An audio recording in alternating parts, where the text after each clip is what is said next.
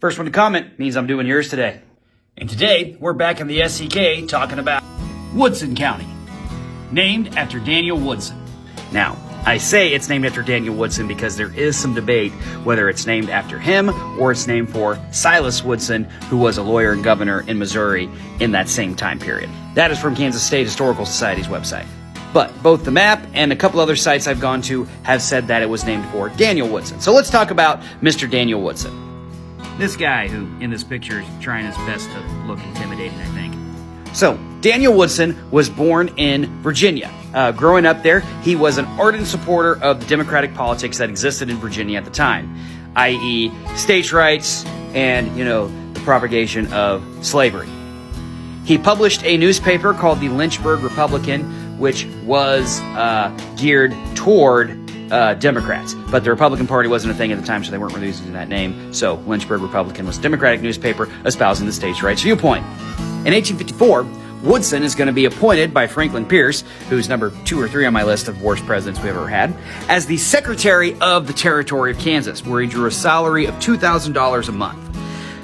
And let's just say I'm not a fan.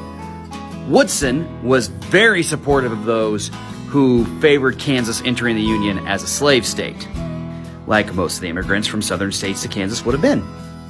Andrew Reeder, who was the first territorial governor of Kansas, had to escape the state several times. Every time he would have to leave the state, that meant that Woodson would take the title of acting territorial governor.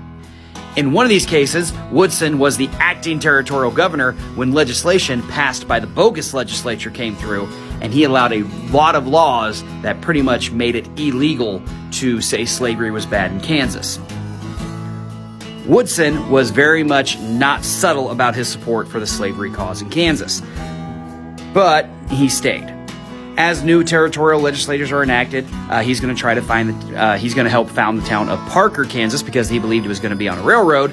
And then when it wasn't, him and most of the townspeople made their way to Coffeyville, where he eventually settles and lives for the majority of his life.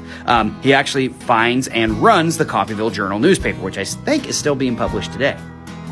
Woodson County, named after him in 1855, was the only county named for a member of the territorial government until Davis County is going to be renamed into Geary County in the 1890s. So there you go. Woodson County, named after another pro-slavery guy.